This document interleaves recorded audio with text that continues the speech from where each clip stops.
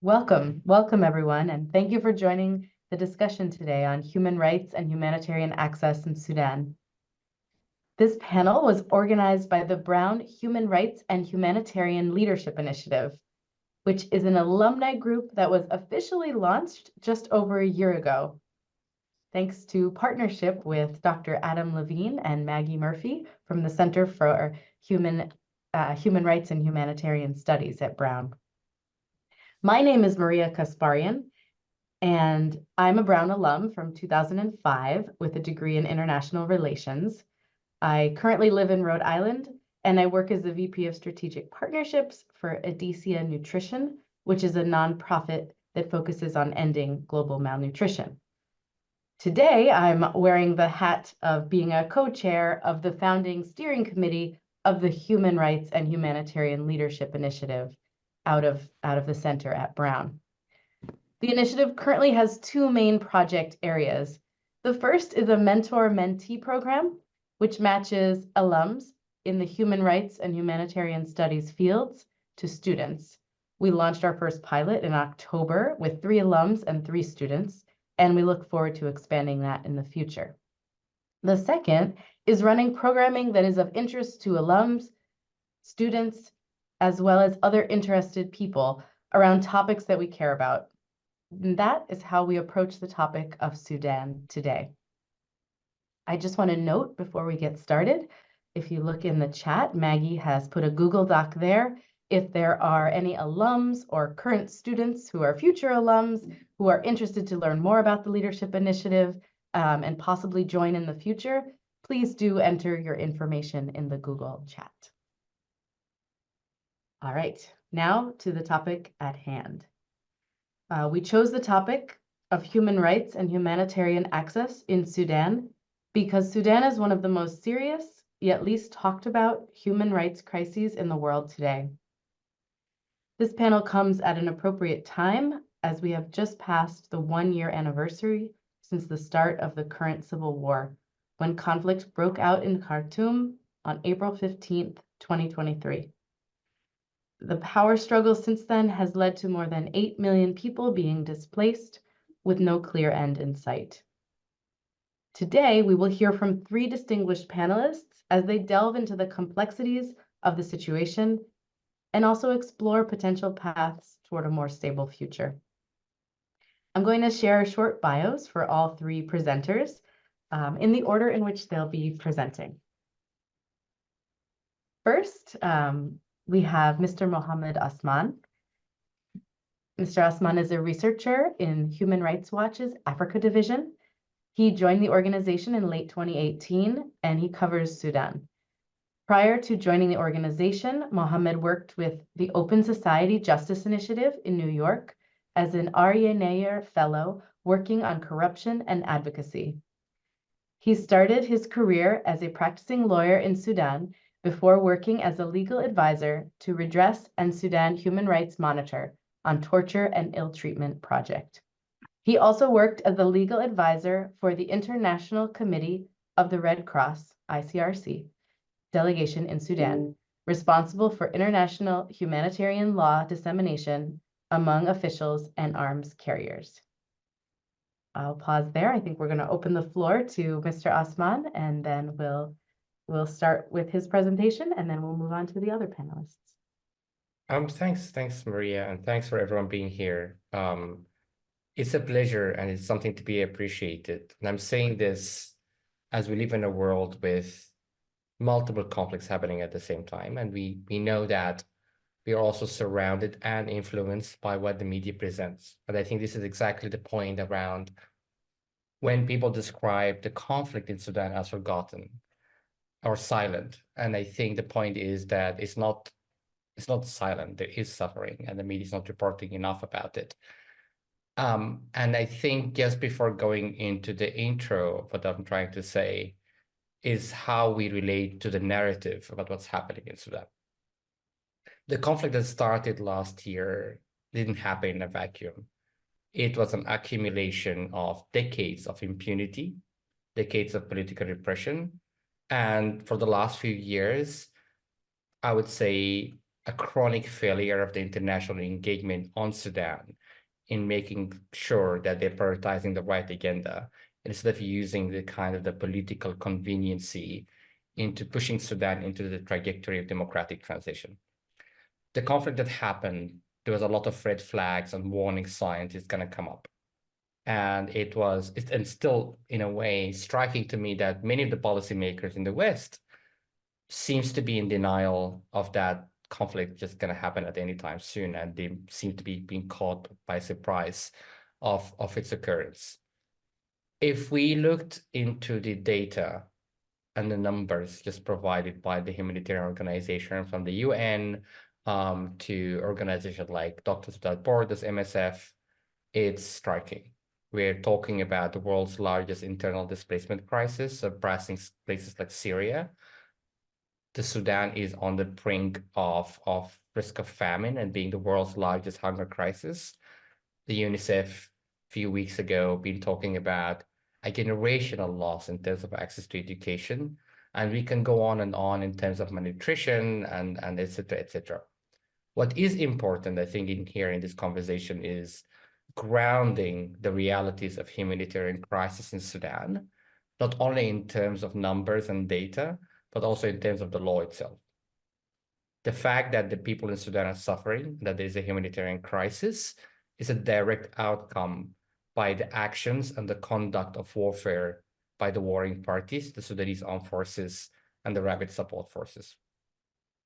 And I think if we just look back into the day itself of April 15th, I woke up and the first thing we saw in the social media, I mean, this is the scenes of the battlefield, the fighting.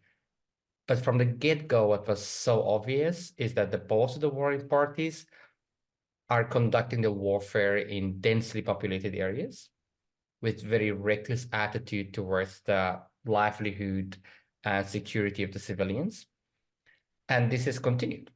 The pictures of having tanks or armed vehicles or airstrikes or drone strikes in areas full of civilian population has been a recurring theme in this conflict. And this is why I think, by all means, this is a war against civilians. Both of the warring parties are taking civilians hostage in their fight for power. And this is where it's important to reinvoke the framework of international humanitarian law, because it allows us to describe things as they are. These are war crimes, not only because of the direct impact of the conflict, whether we're talking about, unlawful killings, or talking about torture, talking about detention, talking about the rampant sexual violence, but the fact that the warring parties themselves continue to hamper and obstruct aid access to the country. So when we talk about the Sudanese armed forces, because this is the party of the conflict that inherited the state agencies and the state apparatus, they continue the legacy that already existed under the Bashir time in terms of a campaign of attrition around access and the operationalization of humanitarian organization that could be denial of visas, denial of travel permits, delays in this documentation, but also seizure, confiscation of aid supplies. At the same time, the rapid support forces continue to do and carry widespread looting of warehouses of humanitarian supplies. The conduct of the warfare itself have been disrupting, at least till now, 2 farming agricultural cycles in a country that's already been struggling with food insecurity to an extent. There have been significant disruption of trade flows. There have been significant destruction to the key infrastructures of the community. And I know Nada might we'll talk a bit about that aspect, but it's crucial. And I think this is why it's important that even when you think about the humanitarian crisis in Sudan, we need to go back to the reality about why it's happening in the first place. It's not only because the parties are not not allowing access of humanitarian aid. It's also because international community is failing Sudan significantly. We are talking about only 6% of the humanitarian needs in Sudan are now met. A few weeks ago, well, around the anniversary of the conflict, we had the Paris conference, which was significant in terms of bringing the focus back to Sudan as well. We talked about, now the number they're talking about is 2 billion. Again, we also know that, with these pledges, There's no breakdown if this is a new money coming in or this is an old money from previous projects as well. So here's we're in this reality. I think we need probably to step forward in terms of what the action that Sudanese people need or Sudan needs. And I think talking about the US in particular, there is a lot to be done. And there is a legacy, and this is not something, we're not really inventing the wheel in this way. I mean, there is a legacy about the engagement on Sudan, particularly around the atrocities of ethnic cleansing and genocide in Darfur, which it's still happening and it's continuing to happen. And just an example of this, I mean, I was in DC last year, and it just happened to be a few days after the start of the conflict. And I was speaking at the Congress for the panel about Darfur in particular. And I met the former Representative Frank Wolf, who was one of two representatives who went to Darfur in the early stages of the ethnic cleansing. And they came back to the US. They were talking to the former Foreign Secretary Colin Powell, State Secretary, about the realities of the ethnic cleansing campaign in Darfur. Shortly after, that was the appointment of the first US presidential envoy was introduced by President Bush in the Rose Garden. This is significant. This was significant because the US administration at the time did not only tell the US government that Sudan is a priority, it told the world itself that Sudan is a priority. Now we are seeing special envoys being appointed by press statements as well. So there is a retreat from an approach that the US government have been doing to Sudan. And I think there's much more could be done. The US also have a responsibility to push Sudan as a priority to at the UN Security Council in terms of what set of actions need to be done. Crucially, until now, 1 year into the conflict, the UN Security Council, with the few meetings that it has been having, there are no discussions at all on the need for civilian protection. And this is an important conversation to happen now. There is no conversation about the arms embargo regime that already existed and already been violated by, I would say, regional actors, notably the United Arab Emirates. There is no actions for it. I mean, we have also seen rolling out of targeted sanctions towards specific actors, but I think it's very crucial now to kind of bring the spotlight into the aid obstruction and the suffering that's been caused by the warring parties to be the focus of sanctions, or targeted sanctions in particular. Again, as well, in terms of the policy recommendations, and I will end up here, is also the need to provide not only the technical and the financial support to the local responders on the ground, but the political backup. Because these people and these groups for years have been bearing the brunt of responsibilities of taking care of their communities. And when the conflict started, they again and again have been sidelined by the international community. So it's very important to come back now and start pushing for proper course of action that the US government can take, whether in terms of the US policy itself, but also in terms of the UN Security Council. And let me stop here and just reiterating my appreciation of being part of this conversation. Thank you.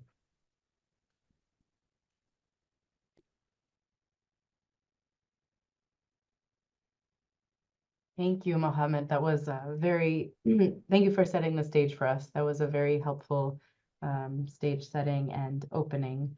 And I'd also like to point out, as has been noted in the chat, please do post any questions or comments that you have in the QA box, as we will have time for question and answer at the end. And if your question is directed toward one speaker in particular, please note that.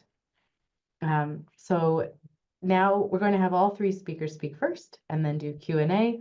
Mohamed has set the stage for us in a broad sense, and now Nada is going to be speaking more specifically on her direct experience with the current conflict and the experience of her organization. I'm going to read her bio before turning over to her. Nada Salih Yagoub is deputy manager of the Khartoum-based company Samil, which is a subsidiary of Yagoub Group.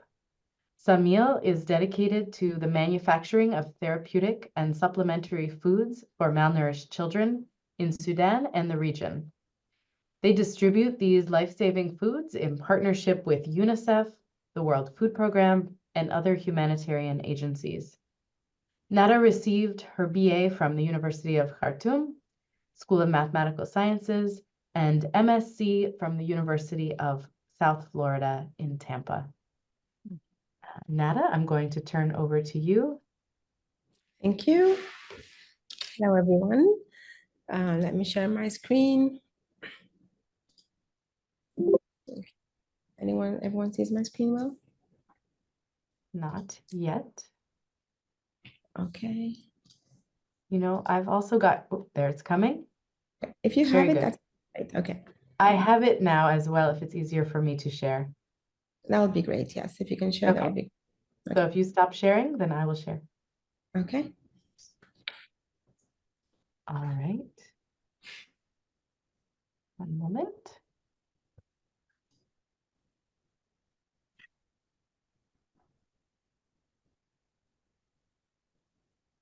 All right. Does everyone see the screen well?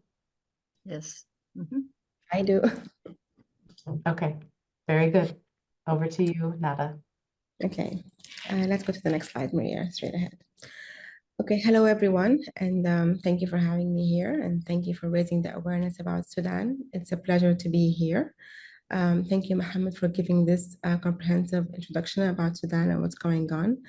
I'm going to speak briefly about my experience during the war in Sudan. I was present there, and how we, as a group of companies, were affected.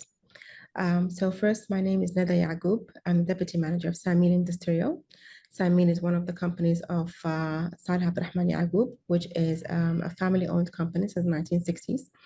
And Samil started in 2011, and we are part of the Plumbyfield network, which is a group of companies having the same objective of developing nutrition solutions to prevent and treat malnutrition. If you see this slide here, we have two basic products that we focus on, which is RUTF and RUSF. RUTF means ready-to-use therapeutic food, and RUSF are ready-to-use supplemental food. These two products are mainly focusing on the treatment of severe acute malnutrition. Now, Samil has partnered with UNICEF and WFP to be able to prevent malnutrition and treat it in Sudan.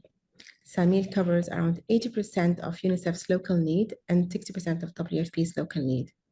We have been able to reach 2.5 million beneficiaries and 1 million children under the age of 5 suffering from severe acute malnutrition. Samir also was supporting the local farmers and local business and boosting the economies by providing more jobs to the economy. Next slide. Now, of course, the war has indulged on April 15th, and we were forced to leave our homes after a month. We were compelled to leave our homes, to abandon our homes, seek safety in Egypt. We left with nothing but our passports. And on May 11th at 2 a.m., we received a message that Samil is being burned down. These are two pictures of Samil before the burning down. And Maria, if you mind, there's a video, if you can put on the video here. And these are just images of what happened to the factory after we're there. We left with nothing but our passports, but not only this. So the factory, we didn't only lose the machinery and everything, but basically it also aggravated the situation of malnourishment kids in Sudan. This incident highlights how the ongoing conflict in Sudan directly threatens the lives of the children. So the loss here is not Yagoub Group's loss. The loss is the loss for Sudan. Sudan has already been suffering from severe acute malnutrition, and now the sizes are being doubled. Unlike Mohamed is saying, only 6% of humanitarian aid is being reached now in Sudan. If you can go to the next slide.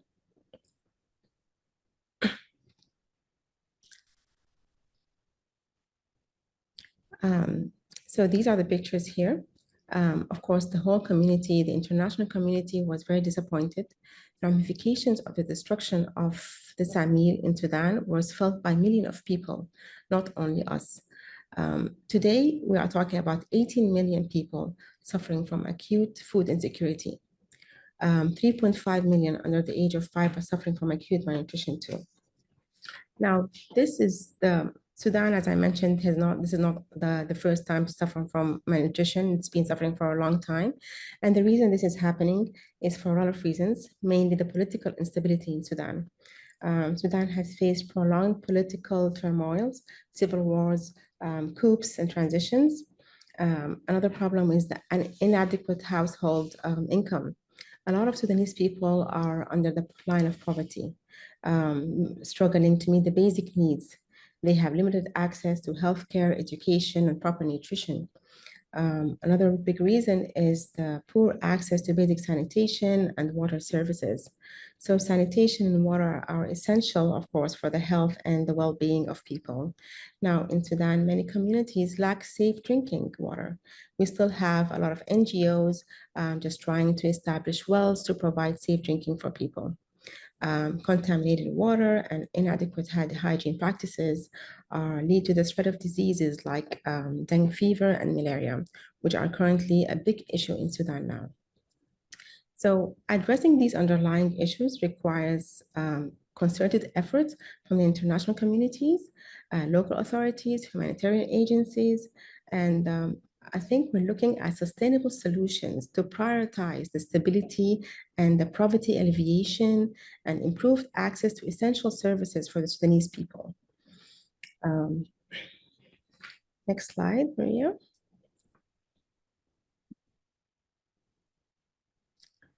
Situation currently in Sudan is we're still ongoing the civil war, as Mohamed was mentioning, from the political aspect, which I will not speak on. It's a war between power over two people. The war started on April 15th, and we stayed at our homes for 1 week until we were able to leave. This 1 week was, I can say, just a nightmare, where we were hearing bombs and gunshots, and people were not able to leave their homes. You were not able to get food. You're not able to secure your kids. I mean, like, we were attacked inside our homes by the RSF team. And this is the time where you think that it's not worth it. Life is more important. And we had to just leave our homes. So the conflict is still going on, and up to date, we have no idea how our house looks like. These pictures shows our office, which has been looted. All these documents on the floor, safes have been just opened up, and it's just a looting crisis, and again, it's a humanitarian crisis, I believe. Displacement crisis, I think I faced one of them. We left our homes with nothing. We're now displaced in Egypt, not only me, all my family, all my friends and relatives. Everyone feels that it's not safe to stay in Sudan, and it's true, it's not safe to stay in Sudan. I think the numbers are just getting larger and larger. Today, we're talking about 8 million people displaced within the country.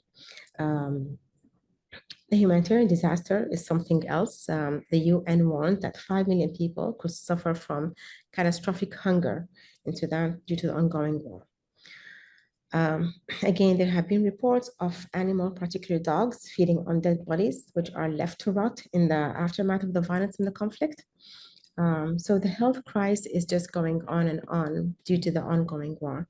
And this is a call to the international communities.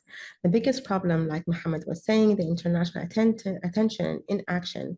So despite that this being one of the worst humanitarian crises in the recent memory, Sudan crisis has received inadequate international attention.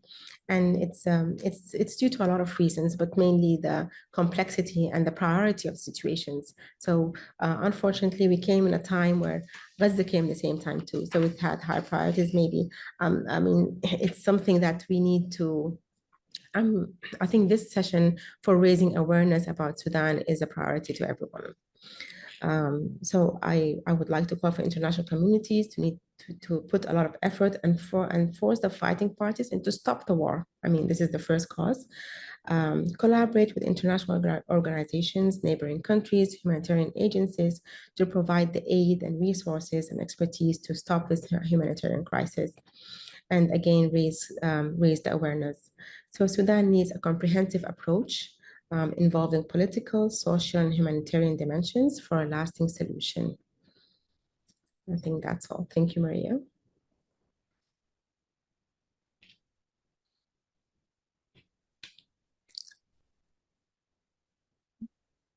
Thank you very much for sharing that. It's difficult to see the pictures and understand a real concrete example of the current destruction. So now we're going to turn to an anthropologist who we have with us, Dr. Carolyn Flower-Lobin, going to read her bio to give us another angle and perspective on Sudan. Dr. Carolyn Flower-Lobin received her BA and MA in anthropology from Temple University and her PhD from Northwestern University. She is Professor Emerita of Anthropology at Rhode Island College, Adjunct Professor of African Studies at the Naval War College, founder and past president of the Sudan Studies Association. She teaches adult education classes at Salve Regina University in Newport, Rhode Island, and has been a beekeeper and beekeeping educator for 20 years. I turn the floor over to you, Carolyn. Thank you so much. I think I'm most proud of being a beekeeper. That takes a lot of courage. So my experience, I'm probably the most experienced and aged member of this panel. My experience goes back to the early 1970s when my husband and I chose Sudan as the source for our anthropological research. My research has always focused on law, and it has embraced the civil, criminal, and Sharia courts, and especially focusing on the Sharia or Islamic courts. I want to say at the outset that sometimes, Sudan is thought of one of the worst examples, but its history is a very complex one and differentiated one. And Sudan was among the first nation, not among, it was the first nation to appoint women justices to the Islamic court, to the Sharia courts. And that was in 1971. And after that, a half a dozen or more have been appointed. And at the last revolution, there was a Supreme Court. There was the Chief Justice was actually a woman. So personally, I have observed the courts in action, and I have a very strong attitude about what they were and what they became.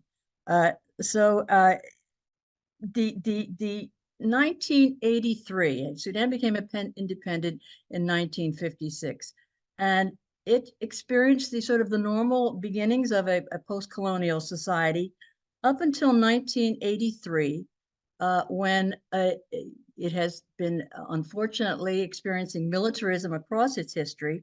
In 1983, when Jafar Numeri was president, he began as a fairly liberal individual, but then in 1983, in response to probably some pressures to preserve his presidency, he instituted what are called the hudud, or the Sharia ideas that one could use the harshest punishments pretty much to repress any sort of opposition that he was encountering. The Darfur conflict in 2003 was one that really grabbed world attention.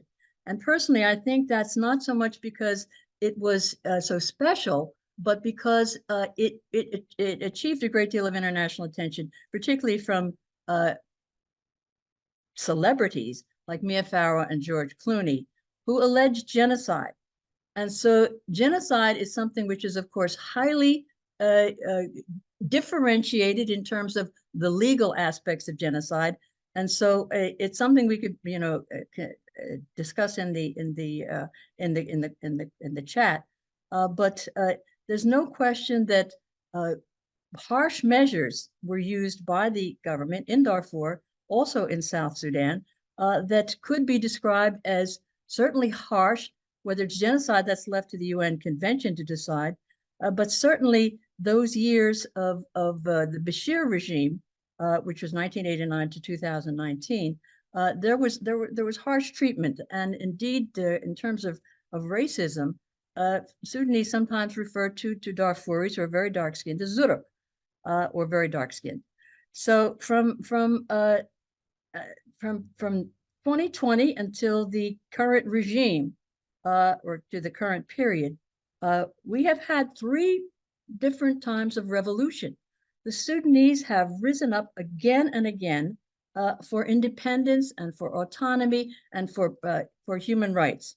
Those are in basically 1964, 1989, and then certainly in 2018-19, more recently. So the genocide allegation is one that I think needs to be better discussed and not just asserted as something which is uncontested.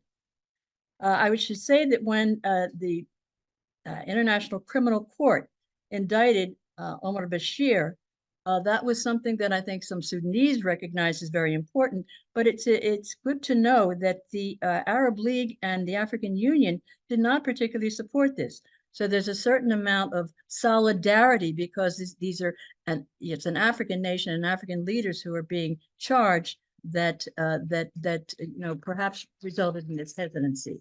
So that's an issue. I also want to reflect some of my own research, which is the whole history of Islamism. Islamism is a politicized Islam. Sudanese are practicing Muslims. They are very pious in their application of their religious beliefs. But Islamism, politicized Islam, is something that has plagued the country from 1983 till 2019. The International Criminal Court has attempted, to address some of these things, but it maybe in some ways has not understood the Sudanese context. One of the things that was applied during this period, which was horrible, was the hudud penalties, where actually amputations of limbs, arms and legs, was carried out as a way to sort of, I think, intimidate any kind of insurrection or opposition to the regime. People were literally frightened into submission during this period in 1983. It's interesting that I've tried to acquire some records about these harsh punishments, particularly the amputations. There are no records available in Sudan. And so this makes it, something which was probably suppressed and something that people prefer not to talk about. Despite all of this, the Sudanese have risen up time and again and resisted the harsh governments that have been imposed upon them, and they've been involved in 3 popular revolutions. 1964, which is still revered in history, 1985 against Numeri and these harsh punishments, and then again in 2019 and 20. The popular revolution in 2019 was something that the world paid a great deal of attention to, with the Sudanese women particularly being so important in this, and one of the symbols being the kandaki, which is referring to an ancient historical figure in Sudan. So the fact that Sudanese keep rising up and keep opposing repression and the loss of their human and legal rights is something which is outstanding and which is really underappreciated, I think, in the international community. And I hope this is an opportunity to try to change that. Why don't we hear much about Sudan? This is something which disturbs those of us who are Sudanese. Partly it's because there's general ignorance about what has taken place and lack of information, but also because international journalists have not been allowed access to the Sudan. They have been kept out. They have been refused entry visas, and they are not able to actually deal with what's going on the ground. This is why many of our reports about Sudan are from places like Nairobi and outside of the country. So there's no real independent verification of what is going on because journalists are not able to operate. In terms of some of the reactions and the calls for action, which is a very important part of this discussion, I want you to know that there's, of course, a huge Sudanese diaspora in the United States, which is very active. Some of the organizations I would want to focus on. The Sudanese Organized Against Torture. This is called SOT, which also means voice in Arabic. They are a population of people who have been displaced because of these various repressive moves that I have discussed. Many were in ghost houses, so-called ghost houses, where they were actually subjected to very serious interrogation and even torture, which is hence the name of this term. some of those victims have had, very credible accounts of their oppression and what happened to them. And my husband and I are both the expert witnesses in many cases for asylum, where people who are seeking asylum in the U.S. have alleged and said that they had been tortured, and we are able to actually verify that took place. Some of the NGOs that have been so noble and have operated are no longer able to be in the Sudan. Edicia, who of course is Maria's venerable and wonderful organization, their factory was destroyed. The Plumpy Nut factory was destroyed, and I'm not sure that anything is able to replace it at the moment. The Mygoma orphanage, which was operating for children of the displaced and children who have been orphaned because of all these wars, operated up until the time of the repression, the current repression, and this new regime by Dagalo and Burhan, which has been so destructive. And so we really don't know what has happened with Mygoma. We hope that those displaced children are somehow being looked after. There are many informed groups of Sudanese who are active, and some I hope are on this talk who are particularly interested in the way that the diaspora can get involved with what's going on with Sudan.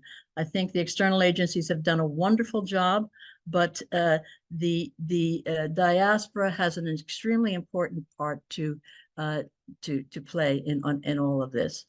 So, in summary, I've been moving pretty quickly, and I just want to add that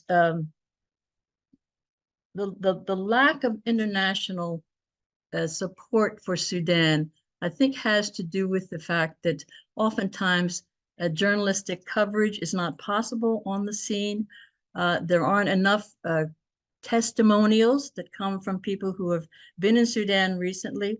There are many who have sought refuge now outside of Sudan, who can play very important roles in connecting those who are still in Sudan, those who are in other parts of the diaspora, to become involved with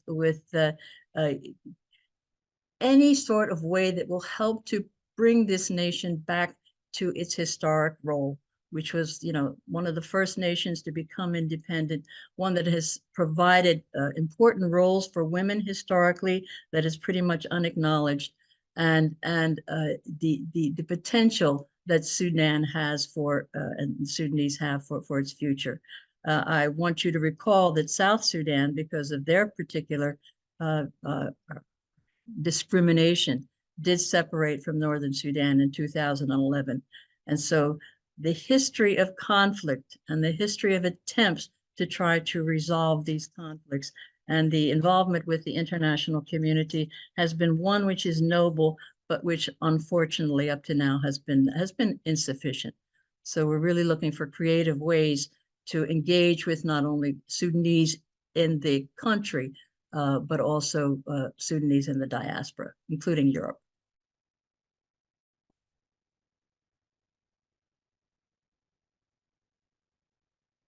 Thank you, Carolyn.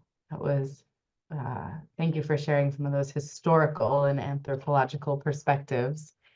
And really the strength of the Sudanese people throughout so many of these challenges over the years. I do see a couple questions in the chat. Please post other questions if you have them. Before I address those two questions, I do want to circle back. Carolyn, you mentioned the destruction of the factory, which is what Nada was highlighting.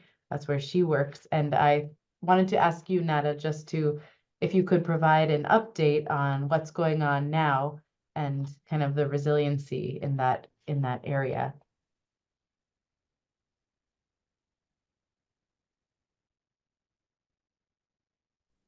I'm muted, I'm sorry.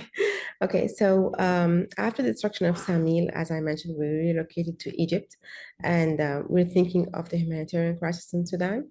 So we took an action of creating a new company in Egypt, Samil Egypt, basically to serve the needs of Sudan.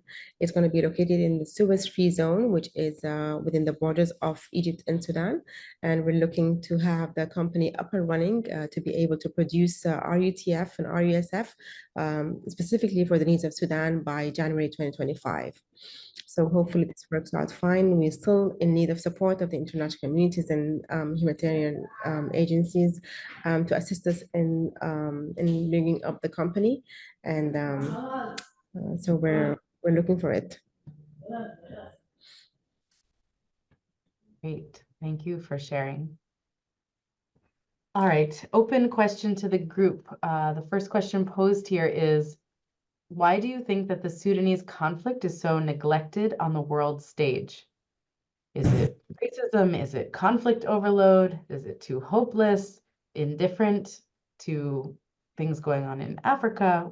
Would like to hear from the group about the reason why you think it's so neglected. And then I would also add to that, anything people in the audience can do to help it be less neglected.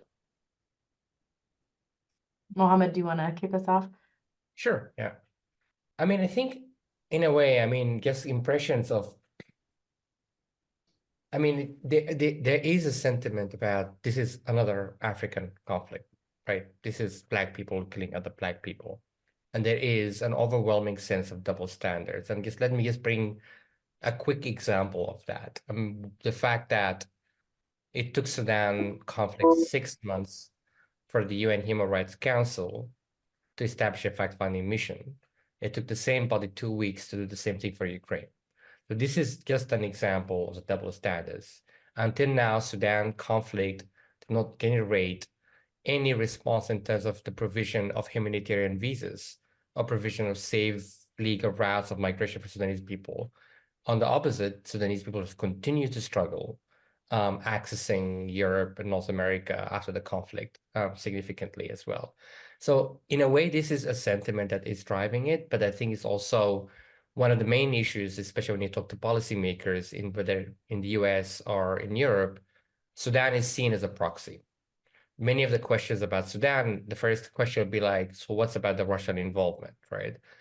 Certain countries would look at their own interests about how the conflict in Sudan will affect their strategic interest in the Sahel or in West Africa, for example. And I think this is one of the main issues, this influencing the behavior about Sudan. But as Karen said, it's the proximity of the visuals that is also creating that level of neglect. And I think for us, in terms of the call of action, said Maria, how we can relate and how we can make them care. And this is how we move beyond the numbers and the data I was just talking about earlier to the fact that, you know, these are civilians' lives, that they matter. The destabilization of Sudan as a country will have catastrophic impact on the whole region, if not on the whole continent itself. And this is, again, necessitate the urgency of an action. And that could be, as Karen also highlighted, you know, the access to media is very restricted. I mean, but there are also many things to be done. I mean, even in the US, there is enough active, vibrant Sudanese diaspora groups. Engage with them, talk to them, be your channel to talk to your local or federal reps in the government to push the voices and the demands of the Sudanese about reaching an end to the conflict.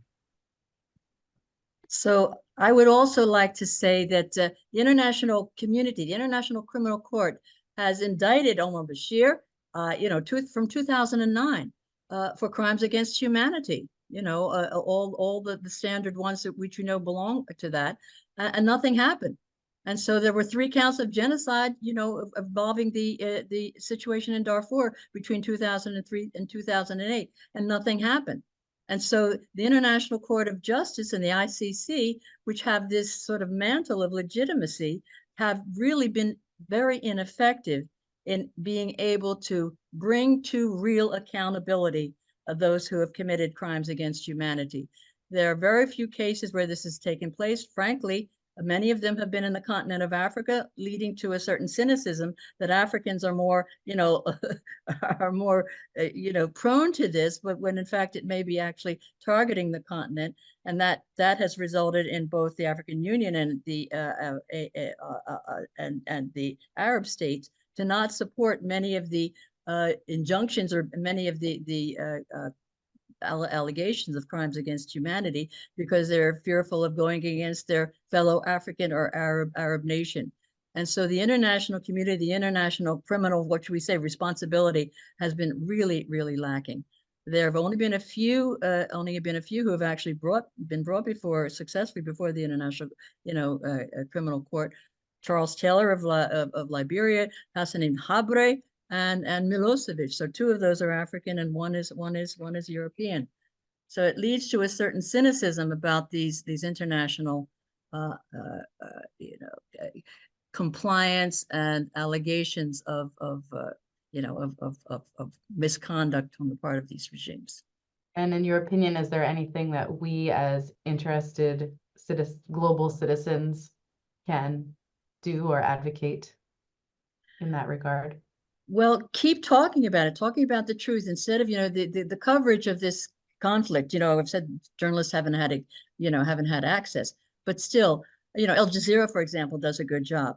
And so just actually saying, what is going on? What can we do? I really, agree with Mo agreeing with me that the diaspora can play an extremely important role. And why it has hesitated, I'm not sure. Maybe because these are, fairly new arrivals from to the U.S., from some decades past, but still not enough to feel that they can make a difference. I think that connection between diaspora populations and what's going on in various countries is extremely important and yet to be fulfilled. Yes. Very good. Thank you. So the next question is also about journalism. We talked a lot about how international journalists have limited access. The question is, what about Sudanese journalists? Are there Sudanese journalists who could be platformed and less ignored by Western outlets and audiences? Does anyone have any insight to share about Sudanese journalists? Well, we don't hear much from Sudanese journalists because of the blackouts, but there are Sudanese journalists who are here in this country. Ismail Kushkush is one. He's a writer for the New York Times. He's in DC, and these are people who maintain contacts and have the kind of contacts through extraordinary means, shall we say, to be able to report on what's going on. So again, it's that it's the connection. I understand some of the Sudanese publications are still being carried out, but we haven't seen them. You just mentioned one journalist. Maybe you can also put his name in the chat. Carolyn, there's another question about, do you have something to add, Mo? Yeah, please. Yeah. So just quickly coming in. I mean, of course, there's also, I think the point around a lot of Sudanese journalists who fled the conflict, or because of the restrictions around the visas and access, they end up being in places like Kampala, Nairobi in particular. They actually doing a lot of good job in terms of highlighting the crisis. Of course, it's a question of bandwidth. Many of the news outlets are in Arabic language, but I'm also happy to, at some point, to share the contacts. They exist on Twitter. I think also and this is actually an ask as well I've been doing to the US government and the regional institutions, invite them to speak. Bring them in, bring them their voices, give them funding to build up media hubs so they can report on the situation, not only in terms of access and contacts, but in terms of the knowledge of the context itself.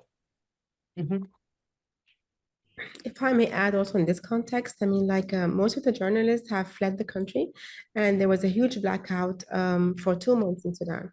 So even if a journalist are still available in Sudan, it's very hard for them to be able to move around or be able to reach any places or even take pictures. And just moving out from your house was severely dangerous to be able just to move around and take pictures.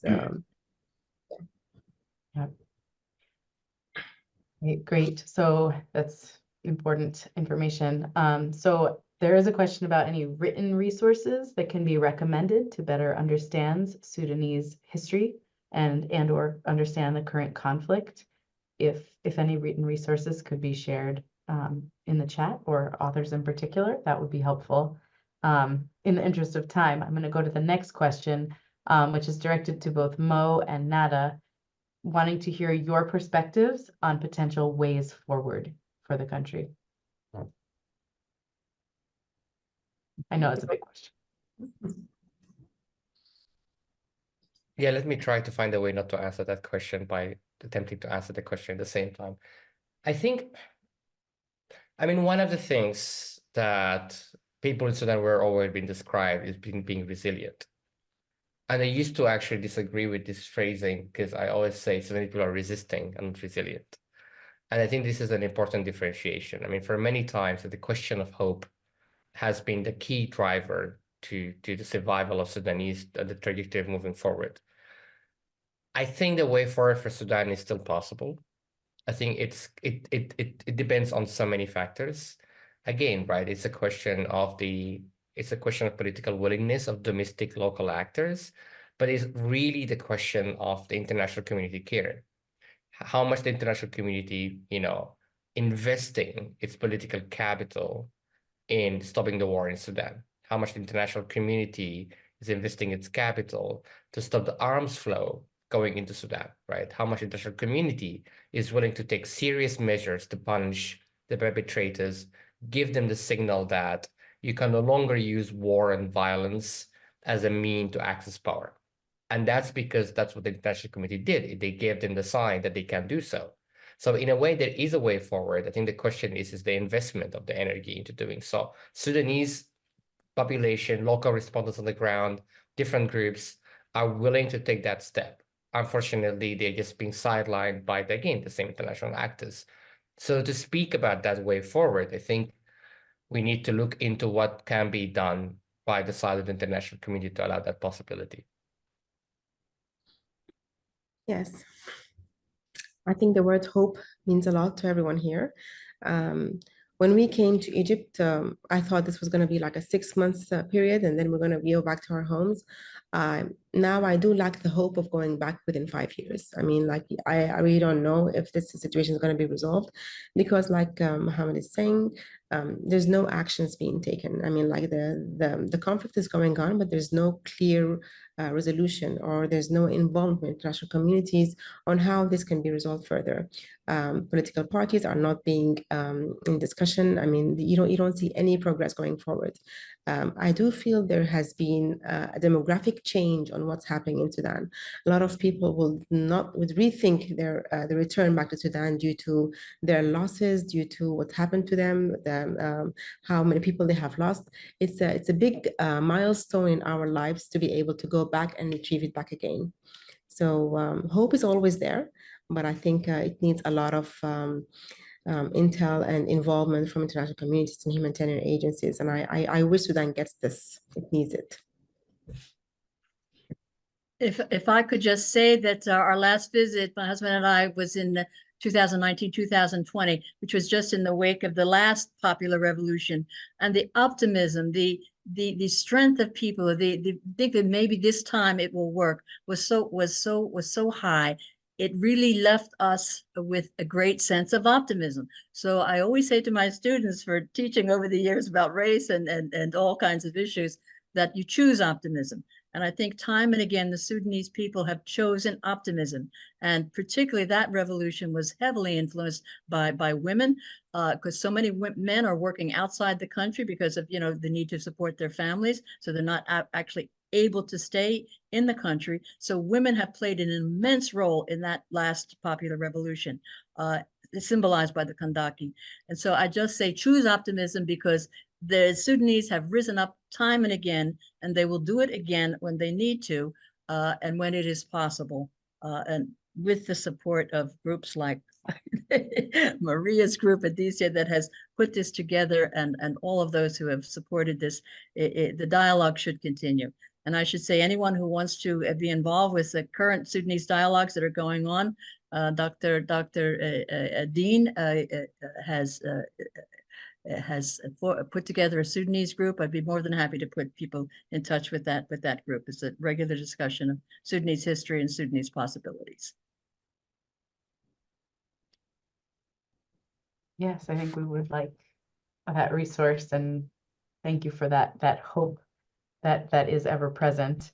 In addition, I see in the Q&A, someone has also recommended Roman Deckert in Germany, who has weekly discussions on Sudan with some participants within Sudan. And there's also a note there about separately about the Magoma orphanage children who were evacuated to the Gezira state and then later to the Kassala state. after attacks of RSF, and that some lives were lost in the process. That said, we've got 2 minutes left, and I would like to go around just one last time and let you all share what's, final words. What do you want anyone in this room to remember from this presentation? What do you want them to take away? And what do you want them to do? In just a minute or less. Just starting on this, I think people to care and to engage and to listen and to allow Sudanese also to have space and talk and voice their demands and stand in solidarity with them is something in the demise and the plight of our global realities, I think is quite crucial in so many ways. Okay, I would like to say that Sudan is very rich in a lot of resources, and it's a waste what's happening to Sudan. People are being dispersed around the world with a lot of difficulties. I really want from people to take care of this, that we deserve to be back, we deserve to have a place to stay, and we deserve to be heard. Don't give up. Don't give up on the Sudanese or Sudan. They have repeatedly risen up against oppression, and they will again.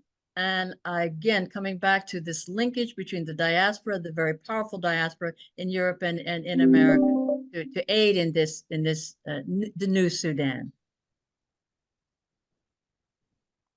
Thank you. I hope everyone learned something today, got a little bit closer to Sudan and the people of Sudan, and a little hope for the future of Sudan.